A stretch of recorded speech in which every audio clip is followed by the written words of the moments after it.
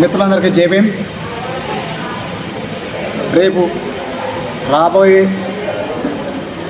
గ్రామ పంచాయతీ ఎన్నికల్లో, స్థానిక ఎన్నికల్లో కాంగ్రెస్ ప్రభుత్వం తెలంగాణ రాష్ట్రంలో బీసీలకు 42% రిజర్వేషన్ కల్పిస్తామని బూటక మాటలు చెప్పడం జరుగుతుంది. మిత్రులారా, 2014 సమగ్ర కుటుంబ సర్వే ద్వారా బీఆర్ఎస్ ప్రభుత్వం ఇచ్చిన లెక్కల ప్రకారం బీసీల జనాభా శాతం 56% చూపించింది.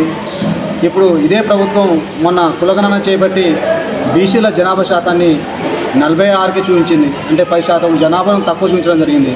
ఏ లెక్క ప్రకారం 42% రిజర్వేషన్ కల్పిస్తున్నారో మరి ఏ విధంగా కులగణన చేసారో అర్థం కావట్లేదు. సామాజికంగా, ఆర్థికంగా, విద్యాపరంగా వెనుకబడిన కులాలను తారతమ్యాలు చూసుకొని కులగణన చేయాలి. మరి ఏ రకంగా కులగణన చేసి బీసీలకు 42% రిజర్వేషన్ ఇస్తూ అంటున్నారు? బీసీల జనాభా శాతం 56%, అది 2014 లెక్క ప్రకారం. మరి 2014 నుండి 2025 వరకు జనాభా పెరిగిందా తగ్గిందా? ఎన్ని లక్షల మంది బీసీ జనాభాను తగ్గించి చూస్తుంది. అదే ఓసీ జనాభాను 13% చూపించారు.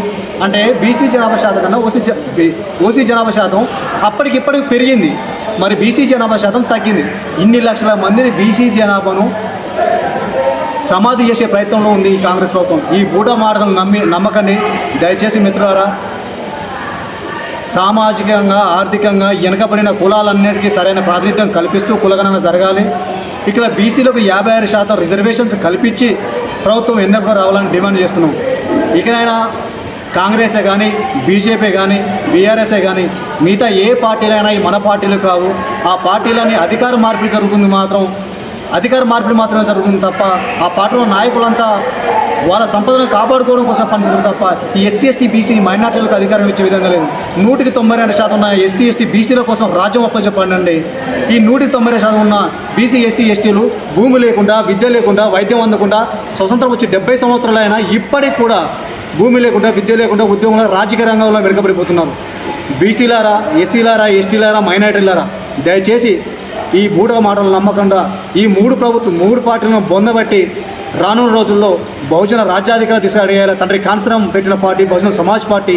ఆ పార్టీలో మొన్న జరిగిన ఎన్నికల్లో 60 నుండి 70 స్థానాలు బీసీలకు ఇవ్వడం జరిగింది. ఏ పార్టీ అయినా, కాంగ్రెస్ పార్టీ 23 స్థానాలు ఇచ్చింది, అదే బీఆర్ఎస్ పార్టీ 20 స్థానాలు ఇచ్చింది. 60 నుంచి 70 స్థానాలు ఇచ్చిన బీసీ 50 నుంచి 60 స్థానాలు బహుజన సమాజ్ పార్టీ ఇస్తే వీళ్ళు 23 స్థానాలు ఇచ్చారు. అంటే ఒక్క ఎన్నికకు దాదాపు 40 మంది 50 మంది ఎమ్మెల్యేలను మనం ప్రాతినిధ్యం కోల్పోతున్నాం. అంటే 70 సంవత్సరాలను మన ప్రాతినిధ్యం కోల్పోతున్నాం. దయచేసి ఇకైనా ఈ బూట మాటలు నమ్మకుండా మరోమారు బీసీ ఎస్సీ ఎస్టీలు కలిసి ఈ తెలంగాణ రాష్ట్రంలో బహుజన రాజ్యాధికార దిశగా ప్రయాణించాలని కోరుకుంటూ ఇంత మంచి అవకాశం ఇచ్చిన మిత్రులందరికీ హృదయపూర్వక జేబీఎంలు.